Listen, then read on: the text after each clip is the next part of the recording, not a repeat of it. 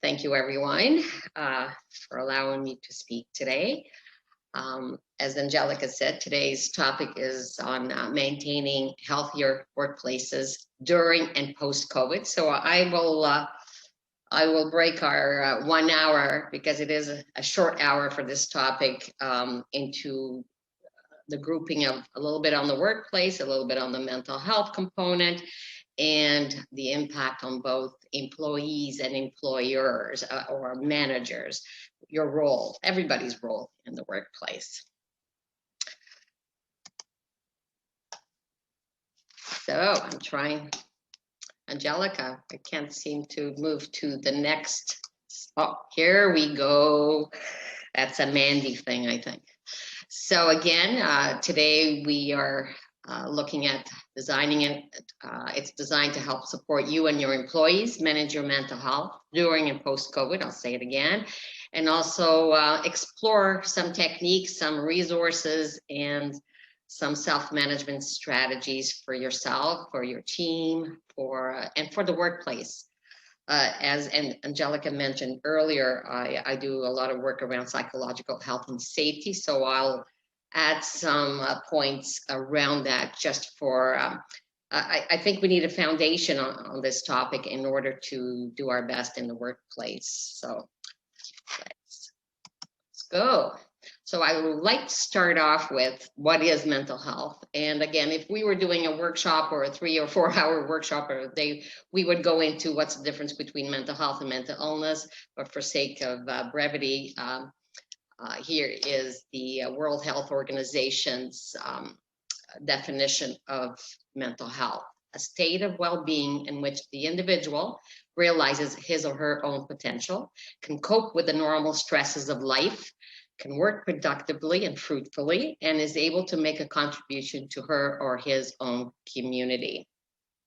So hopefully that definition fits in with what you think of mental health. I think there's a lot of stigma around this. Again, many areas for us to delve into. So I'm going to stay focused on what we need to do.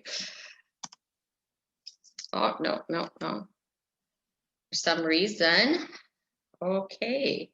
For some reason, I think I'm missing a slide here. And the slide was, I had a nice visual of what it looked like for the path that we've been on for the last year. And so from that perspective, I would like, if you are okay, each one of you, if you would like to just reflect and about a word. I mean, here we are, it's a year, we're in March. Next week will be exactly a year when it's certainly here in Canada, we shut down, and I think globally as well.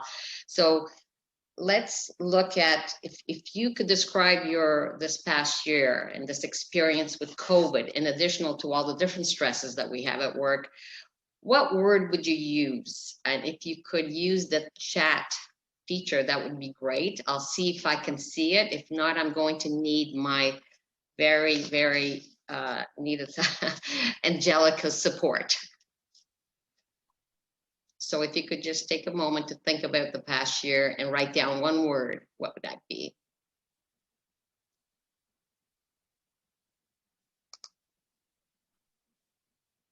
So I'll just, can you see it, Mandi? No, I can't see. I can only see the Q&A. I can't see the chat. Okay, so some people are saying challenging, a collapse, exhausting, unbelievable, surreal, scared, overwhelming, long, resilience, uncertainty, isolation, frustrating, chaotic. There's a lot of overwhelmed, overwhelming.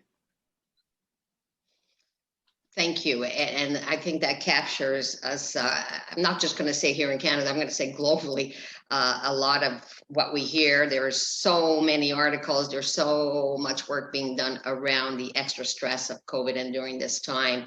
So if I could just have you reflect on the other side. What's one word to describe something that you have learned or you're doing differently as a result of the past year. And I'll just use a personal example for me. I'm now walking every day. So for me, walking would be my word. So something that is positive around this past year, something that you're doing that you were not doing the year before or a year ago. So someone said yoga, creativity, meditation, adaptable, spent more time with family, Pilates, self-care, cooking healthier meals at home, independent, hiking. Someone said zooming.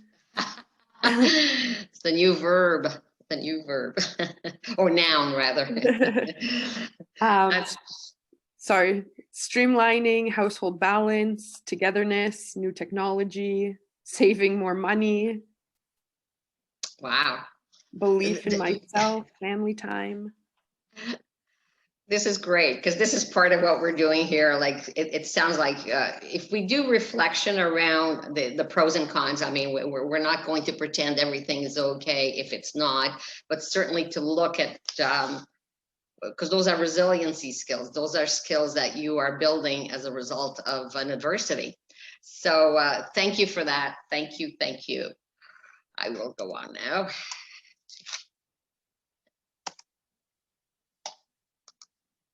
Angelica, I seem to have problem. Oh, here we go. It's only me. It's my technical skills.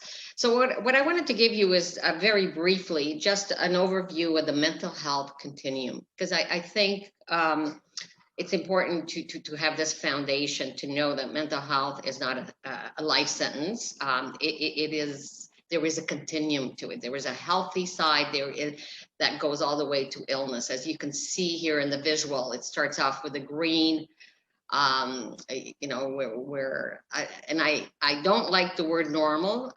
This is from the Mental Health Commission of Canada's body of work around this. But whatever normal is for you, here it is. Whatever your normal mood is, whatever your normal sleep patterns are, how physically well do you feel, and what's your energy like. Again, let's go back last year or the 2 years or 3 years.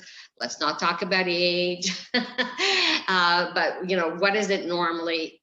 This is in the healthy spectrum. So actions that we can take is, of course, continue to focus task at hand. You are actually doing this, you're breaking problems, you are using your critical thinking skills, you're able to identify if something is going wrong, and you are able to nurture and take care of yourself, and maintaining a healthy lifestyle, whatever that is for you, understanding that we're all unique. So this isn't the health, that's the healthy segment. As going into the yellow, reacting, you know, you may be feeling nervousness or anxious, which, by the way, there's a healthy amount of being anxious. What's it trying to tell you? If we never feel any anxiety, maybe we'll never achieve what we need to achieve because we're not motivated. So there's two sides to every coin, I guess, as the expression goes. So, but if you start having trouble sleeping, or you're really sad all the time, again, this is a continuum. How much, how little, how self-aware are you to know?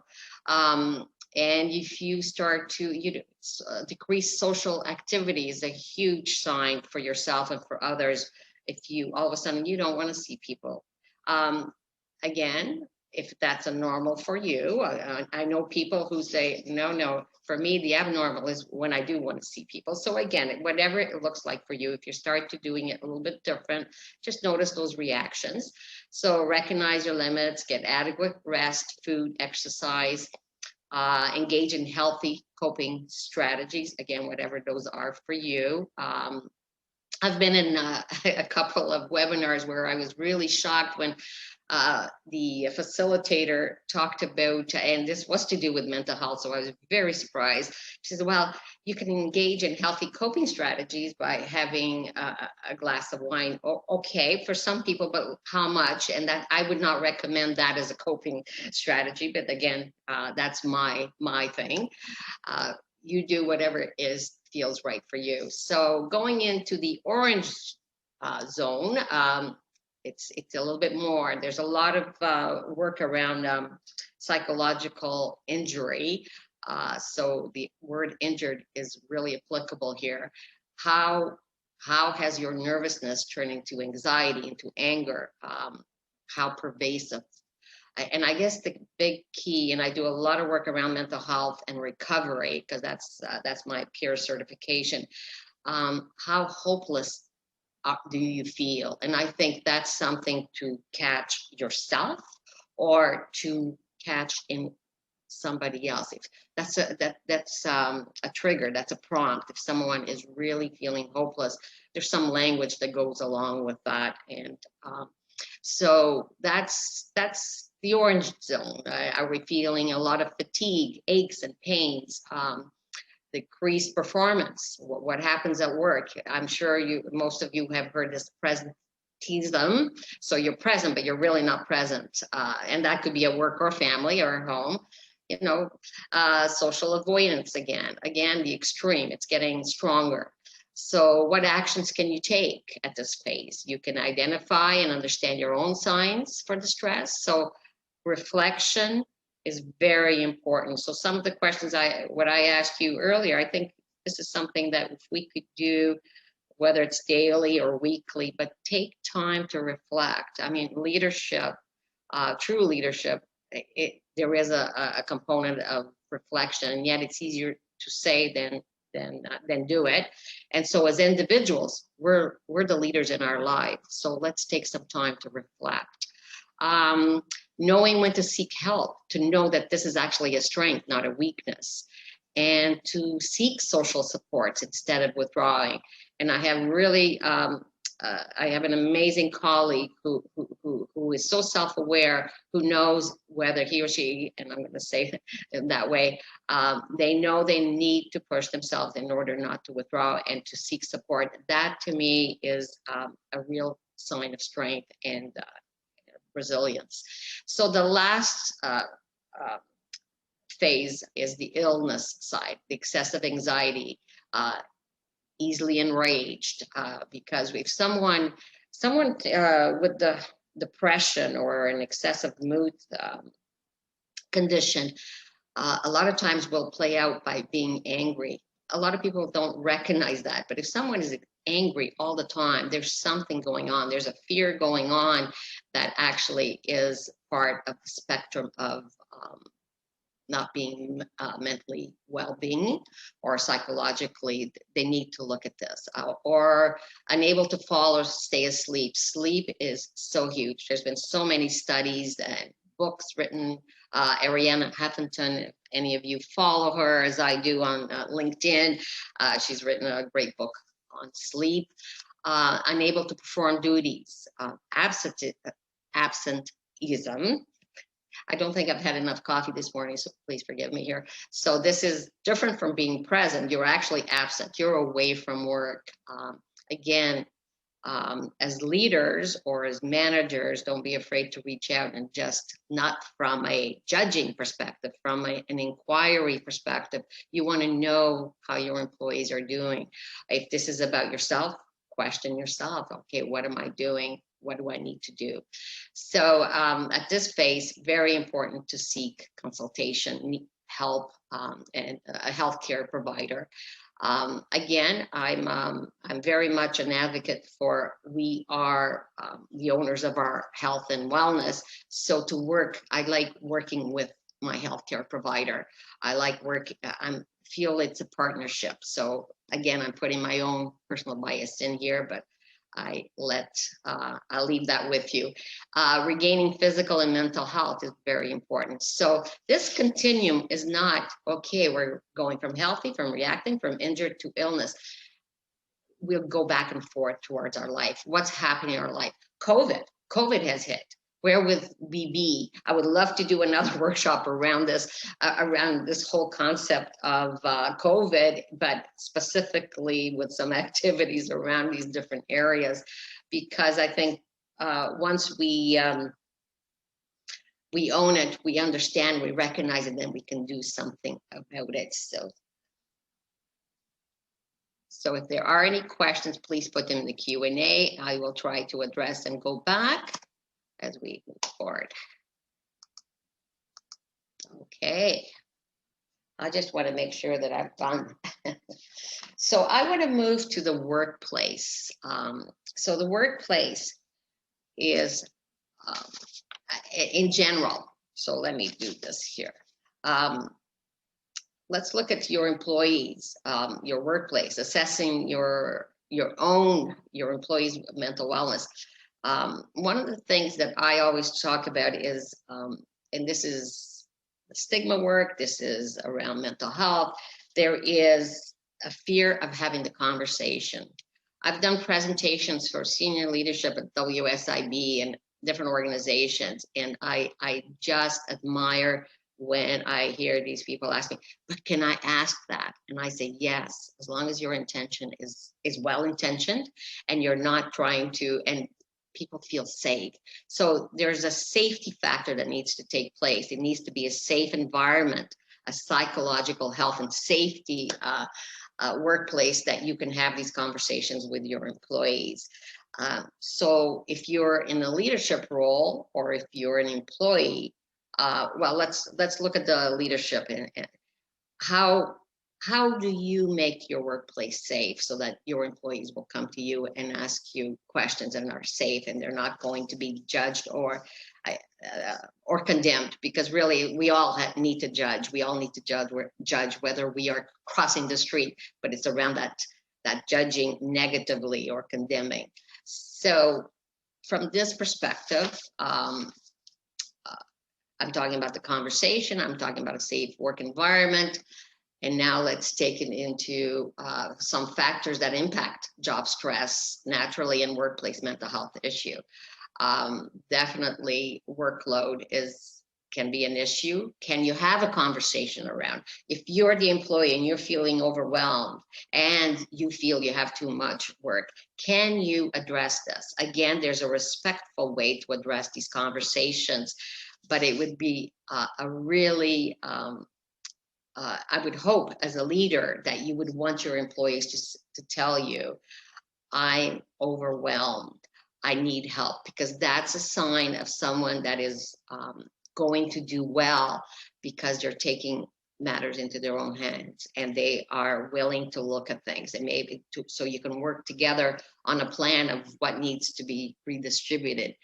Cognitive demand, there's so much information out there, there's so many things coming out. As a dear friend and colleague of mine, we talk about the black hole. Oh, let's not go there, it's a never-ending.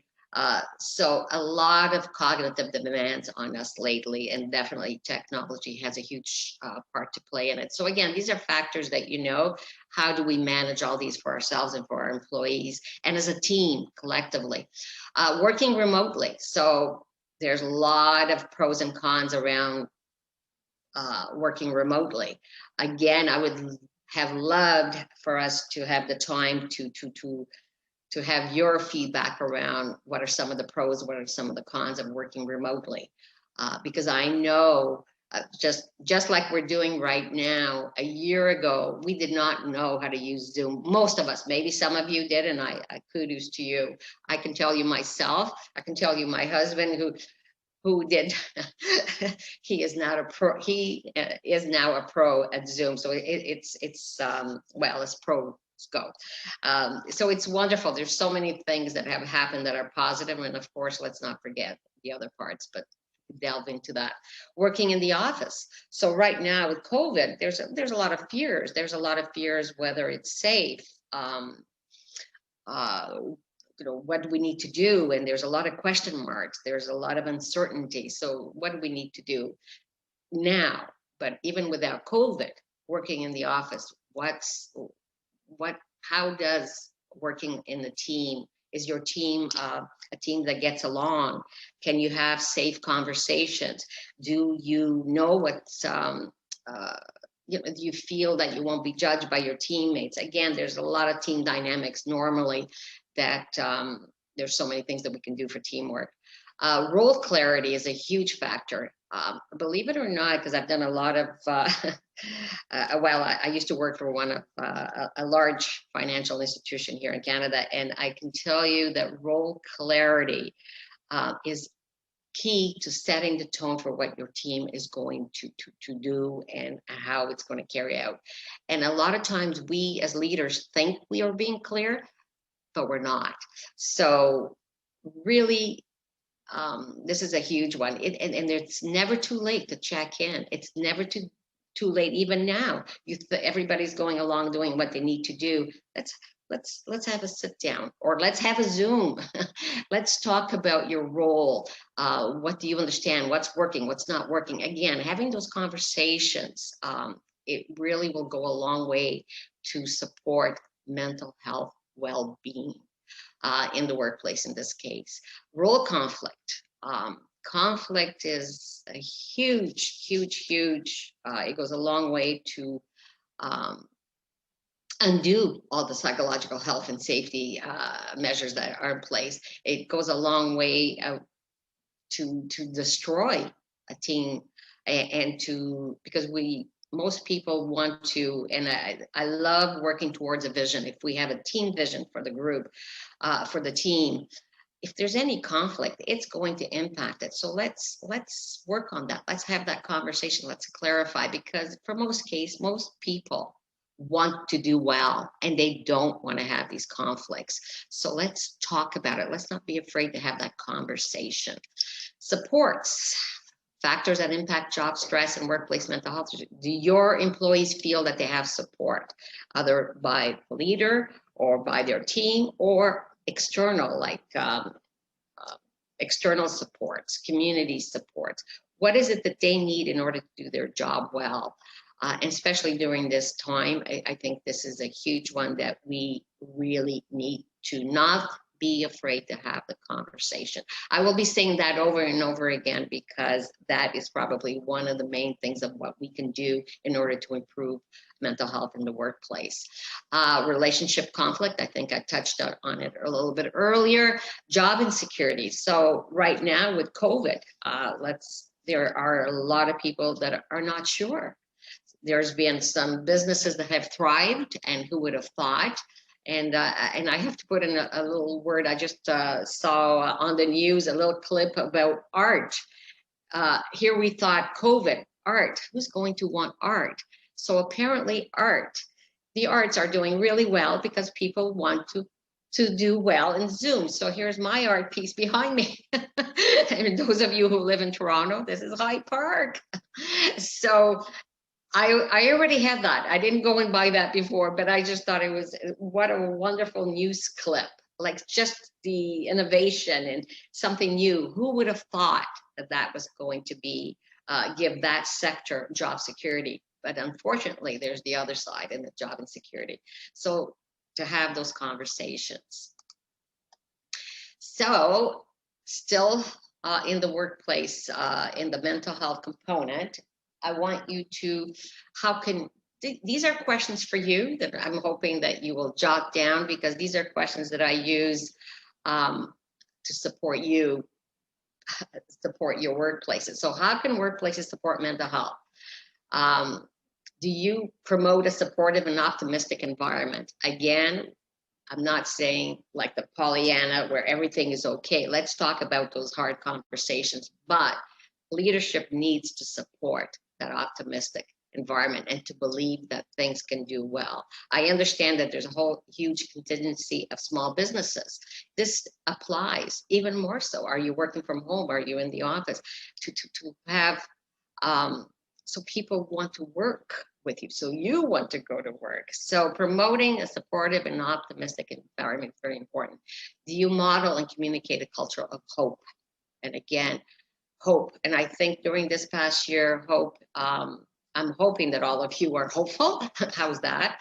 But there's a lot of, as you mentioned earlier, a lot of overwhelm, a lot of uncertainty. So how do we model and communicate that as leaders and as team members, as individuals, as employees? using person-centered language is something that's very near and dear to my heart. It's a lot of the training. It's part of the whole recovery body of work around mental health. It is about respect.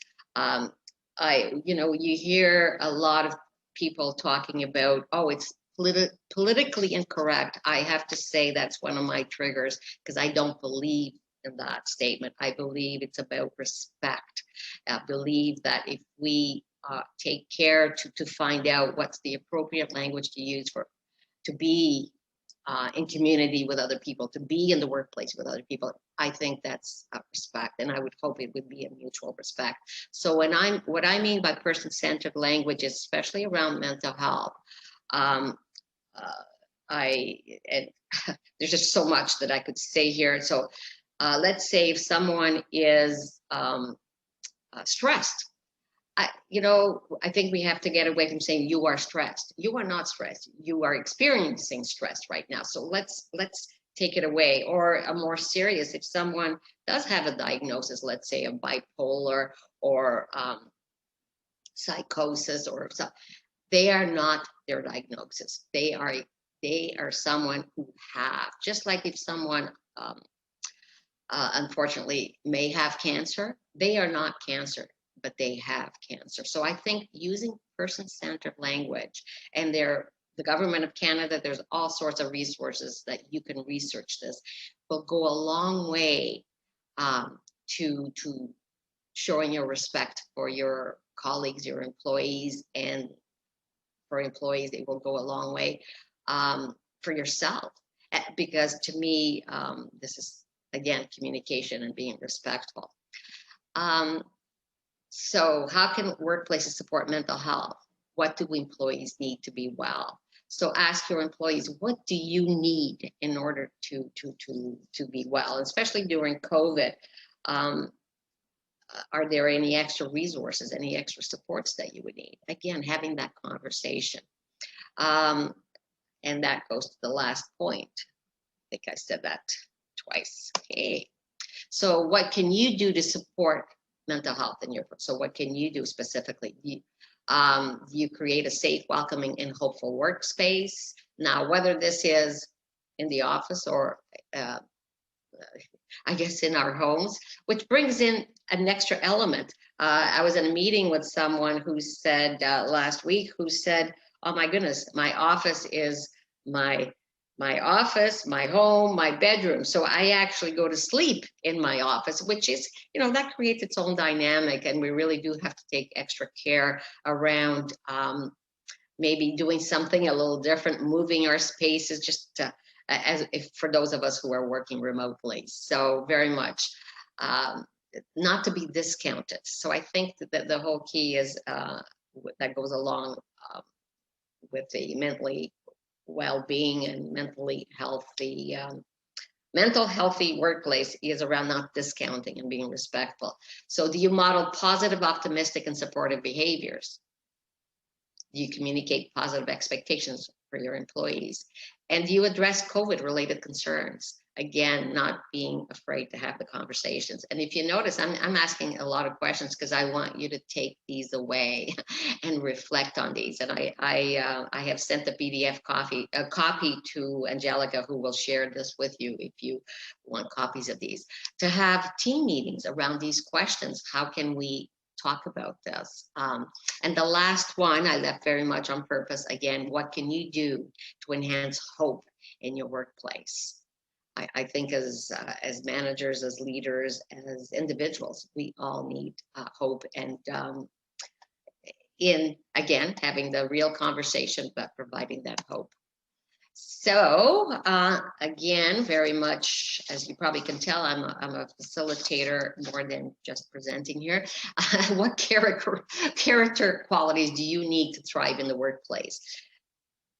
And I just laid it out for you. These are from the World Economic Forum, which I do a lot of work for Sheridan College on the 21st Century Skills. So I took this from there because interesting that these character qualities very much align with what we need for ourselves in order to improve our mental wellness and our well-being.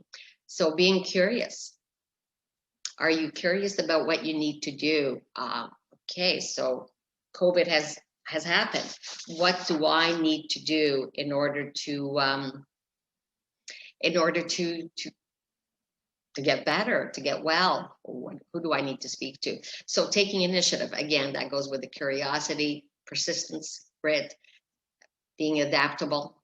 I've put in the resource page that you will have resources that you can access that can talk to some of these, that will actually address all of these around how to use adaptability, how to continue to be persistent in a respectful way. Leadership, we're all leaders. We all have the leadership gene or muscle, as I call it. So how can we take charge and it not authoritarian like we used to think of what leadership is, but leadership from a guidance, from a servant, from a very, very, very different, from a guiding, I would say, and facilitative perspective. And a character quality that the World Economic Forum talks to is for us to be social and cultural aware. So again, here we are, and COVID has given us the space and the time to reflect on all of these. And to something that talks, characteristics that talk about overcoming adversity, that talk to all of these are something that we have. Some people have it naturally, and others we need to actually be very aware that we need to go and acquire these skills. So some people have that powerful inner drive.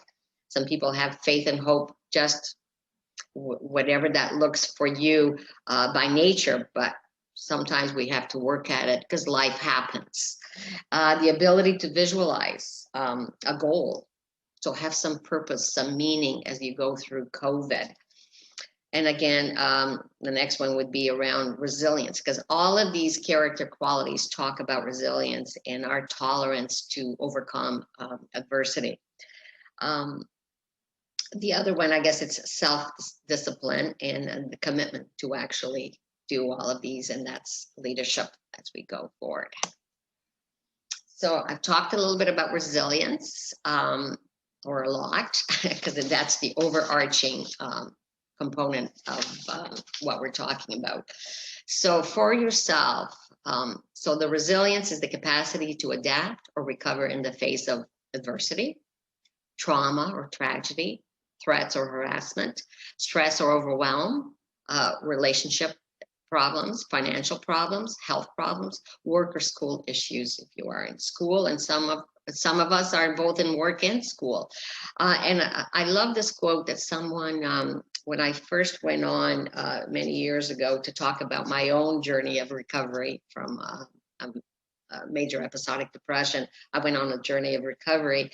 I went to the FASCO, actually, I can say it, in Hamilton, and I spoke to their HR team, and I was, after finishing it, the HR director came to me and he gave me the most beautiful gift. He said, "You're reminding me of this quote, Mandi, that adversity does not build character, it actually reveals it." So I would say, for years, this is many, many years ago, and I still love that, because that's what resilience does do. It helps us to reveal what's already inside of us, what's the capacity that you have within you to be able to overcome. So for those of you who are struggling, let's say during this COVID time, what is it that you need to do in order to continue your very own journey to build resilience? So I'll give you a little hint here. I'll give you 4 areas. Being self-aware, being able to look at yourself honestly and say, what is it that I need? And again, this takes reflection. This may, for some people, doing this work on their own is enough. Reading a lot of information. There's so many wonderful books around how to improve your own resiliency, but working in the teams. I mean, I highly recommend that during this time, and Zoom has given us the beautiful platform to actually us going into each other's living rooms or houses. So there is a connection there somewhere. So to do some of this self-awareness, what works for you? What do you need in order to continue to build your resilience? The ability to anticipate challenges. So it's not living in fear of the what ifs, but it is going through, what if this happens? What can I do? So using your critical thinking skills very much in this area. Develop strategies, learn coping skills. We all need it. We all need our own plan. And again, this is where I told Angelica that I was going to mention, I would love to do with this group, if people are interested, it was everybody's resilience action plan. We can actually we have a 3-hour or 2-hour workshop but because if we need the support to be able to build our own action plan that's unique to us, that will use self-awareness, that will anticipate challenge, where we can develop strategies. And common elements that can help build resilience around social connections. Again, connected. I feel certainly it's been very interested in my own, because I'm faculty with Sheridan College. There have been, in this past year, I think there have been more team meetings than all my other years that I've worked there. So it's very interesting because there's a lot of, that's one way to connect to our workplaces. Now, let's not just have a meeting for the sake of a meeting. Let's make it very conscious. Let's make it very focused and solution focused as well. So these are some of the areas that we need in order to build resilience. And as we move forward, this is part of our, it's the 8 dimensions of wellness, and this is specifically for our lives. It's not just for mental health, but choosing healthy strategies in each one of these components. Again, there's a resource at the end. There's a link to Action for Happiness that will give you a lot of strategies that you can look into different areas. I can break it down into mental, physical, social, occupational, or intellectual dimension that we need to look at. And some of you mentioned that you're already meditating, you're doing the yogas. I think somebody else might have mentioned the walks as I have been. What else can you do? I think, especially during COVID, physically, we need to drink more water. We're home more, and I find that our bodies are drier, our skin is drier, so we need to hydrate. It's actually huge. We need to check in on our sleep. Sometimes we can't help whether we sleep or not, but that's a physical strategy that we need to look at. What can you do? If you're like me, I've been a news junkie for the last few months, and I really have started to just shut down that TV at certain hours so that I can get a better sleep, because it's infuriating, some things that we hear, for me anyhow. Socially, let's ask for help. It's a strength. Again, and I know I'm repeating myself on purpose there. To be able to laugh. When was the last time we had a really hearty laugh in the workplace? Occupationally, taking our breaks, especially if you are working from home. How do you separate? It's funny, a lot of people would assume that we're taking a lot of breaks because we're home, but sometimes we're in front of this laptop or computer screen more than we ever have been. So to be able to self-monitor that. Intellectually or spiritually, to be able to reflect on our values. What's important to us? What do I want to do as we step into, hopefully, our new normal, whatever that normal is, and what is it going to be for you? Do you want to go back and be doing at work exactly what you were doing before? Or does it look different? Can you have that conversation with your manager? If you're a manager, what do you want it to look like? Do you want to have those conversations with your employees? A lot of people will do absolutely journaling. I've just recently taken up writing haiku, which is the Japanese poems, because it's meditative and there's a rhythm to it, and it just very much flows into who I am and the way I write. So, because it works for me. So whatever works for you, we need to, you know, I don't like saying we need to. It would be wonderful if you could come up with your own plan. So here are some of the strategies. A lot of the work that I do, I work very closely with workplace strategies for mental health, and it's part of Canada Life. There's a lot of resources for employees and for employers. They're all free. You can download them. You can have team meetings around them. Actually, the resiliency work, they have a wonderful little booklet that you can use and have a team meeting around it. What can you do? A lot of strategies. Mental Health Commission of Canada, they have the Working Mind, and this is a resource for the workplace specifically, and it's almost like a survey that you can do as managers and as a team, and work together on some of the strategies that comes out from that. And as I mentioned earlier, the 10 Keys to Happier Living will have all the strategies that you would want to use in order to create your own plan if you want to do your own plan on your own. And it is research based. It is out of the UK. I love a lot of their resources. And of course, the government of Canada has a lot of information of what we need to do for COVID. Again, around around the legalities and things that we need to do. It's always good to be up to par, and again, have those conversations. That's it. I did the 45 minutes. I promised, didn't I? So I want to say thank you, and I know we are. If you have any questions, please put them in. I would really like to. Actually, before we move forward, I really would like the opportunity to do a mindful moment. So I don't know if I should do that before or after the question. So I'll put that out there. I wish we could talk to each other. Angelica, would you recommend? Because I would like to read something. Should I do it now or when the questions are done? I think you should do it now. Okay. Yeah, I know. See, I told you I'm a facilitator. Of course, I need to find it now. What have I done with it? Oh, here it is.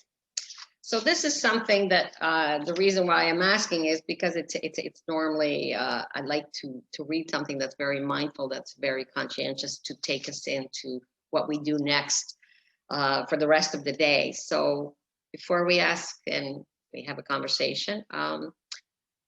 So just for this moment, it's called Just for Now. It's by Donna Folds. Just for now, without asking how, let yourself sink into stillness.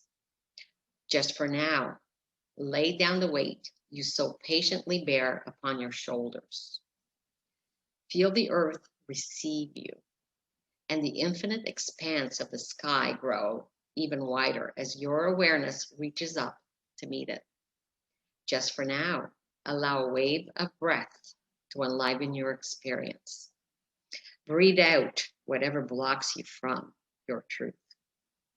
Just for now, be boundless, free, with awakened energy tingling in your hands and feet. Drink in the possibility of being who and what you really are, so fully alive that the world looks different, newly born and vibrant. Just for now. Thank you for allowing me to go there. Perfect. Thank you so much, Mandi. So if you have any questions, again, type them in the Q&A. Mandi, there's a few there if you want to. So I can see those. Okay. Yeah. These are great questions. I need the answers. I love that. Oh, that is so wonderful. Yes. I love that. Oh, that's how we should have been. We are hairstylists and estheticians. Some people are very scared of taking out of region guests, and others are all for it because they feel safe and need the money. So is this a comment or a question? I think it's a comment. I can see some Ah, I think so what do you feel? I don't want to point out, I don't know if people can see, can people see who wrote yes, it? yes. Okay, so Liza, if I may, are you, is this a comment or a question? Let me, Because is this something that's happening in your world, as a hairstylist and esthetician? Do you feel comfortable? I think it's a personal choice, if I would say that. Personal choice with conscience. Let's say you are opening up to the public. I think there we do have the guidelines. That's why I put the Government of Canada guidelines, and our own guidelines are being cautious. That I think we need to be, in order to be respectful for others and for ourselves. Is that where we wanted to go, Liza? let me just allow her. Let's see.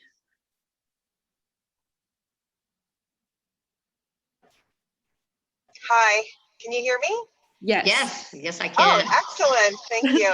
I was trying to type as fast as I could, but anyway, it's more of a question of how do you soothe, like how do you come up with that happy medium? Like I'm the owner of the salon and spa, and how do you come up with that happy medium, and how do you not cater to the fear, but understand the fear, however, have them still moving forward in their career?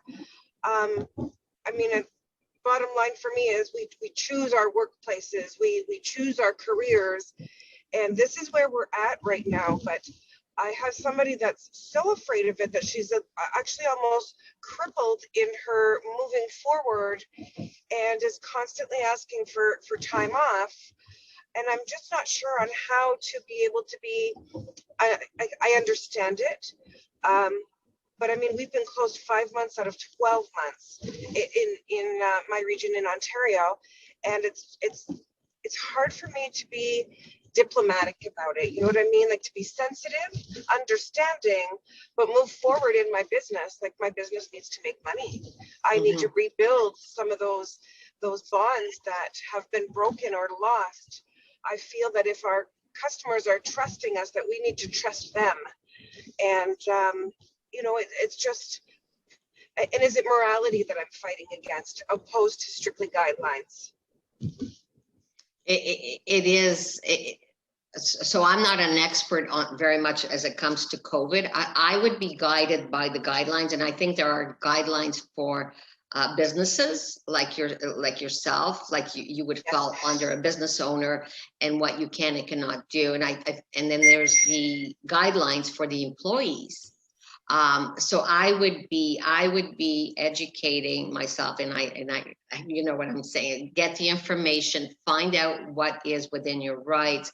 And because my understanding, and again, I am not the expert on this, please, is that your employee has a right to refuse. Because I know for Sheridan, that's one of the questions they have for me is, they've asked me if I wanted to teach. So I am teaching this Saturday face-to-face, but it was my choice. So I think there's rights that you can look at. I agree. I still have one employee that's off because she is exactly that, refusing right now. And that's okay.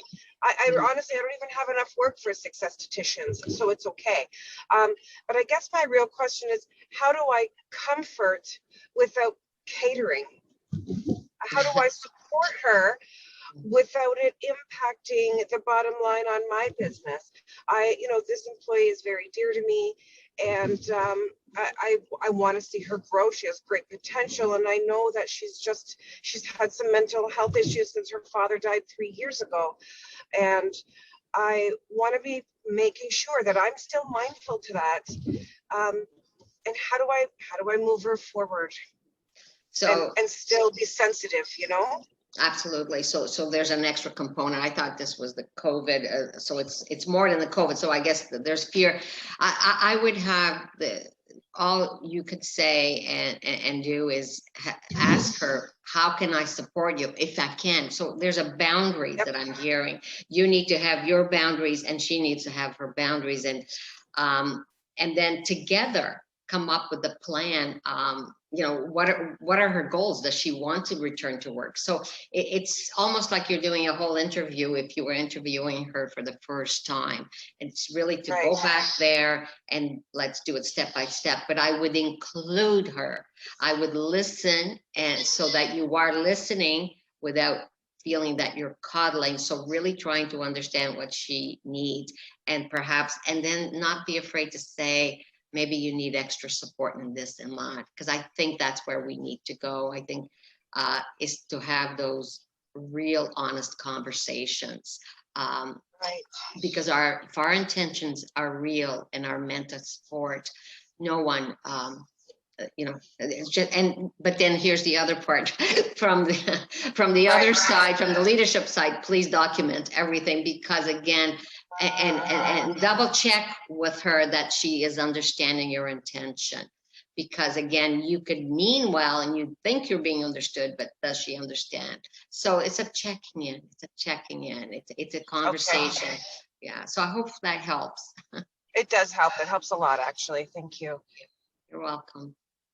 So I see for leaders, it's difficult to balance caring for the mental health of your employees while also balancing one's own mental health during this pandemic. Besides self-care, is there anything else you suggest? I can't think of anything bigger or larger than self-care, but I hear you. I would highly recommend that you look at those resources, especially the workplace strategies, to see if there's anything there that's going to be aside from the self-care. What is it that you can do? I mean, I am, this is going to fall under, it's going to fall under self-care. But to me, the natural way to deal with anxiety is actually mindfulness. And I did mindfulness back in 2003. So many years ago, before it's the rage that it is now. I am so glad, and I've been an advocate for mindfulness since then. So mindfulness is not just about meditation. It's a way of living. It's understanding our foundations. Again, I that's my go-to. It does fall under self-care, but it's more than that. It's a lot more than that.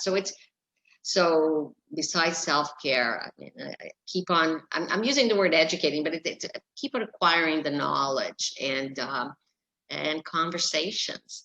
It is difficult. You're right, Carolyn. It is difficult to care for your own mental health while you're dealing with others. Again, having very what I call intentional dialogues in your workplace, talking about it, and being upfront to say, I don't know if I can fix it, but let's have the conversation and let's guide it. What is it that we can do together and inclusive? So having a really collaborative, inclusive conversation. I think COVID has highlighted a lot, and absolutely, there's some negatives, but there's also a lot of positives. We now, I don't know about you, but if you've noticed that people can actually, we can say things we didn't say before, like mental health, and to be able to say it, because there's a lot of people struggling, and there's so to be able to have this conversation without that stigma is huge. Again, I would have intentional and guided. So I love nonviolent communication as a tool to have those conversations, because there's a 5-step that really guides you for those conversations. Because we can just say, go have a conversation, and you may be afraid to make it worse. But look up Dr. Marshall Rosenberg's nonviolent communication. It's an amazing, it's the how to have that conversation that is safe and inclusive and collaborative. Hopefully that helps, Carolyn. I probably will remember something else, but it'll be way after our call. Okay, perfect. So thank you everyone for your questions. That's all the time we have for our webinar today.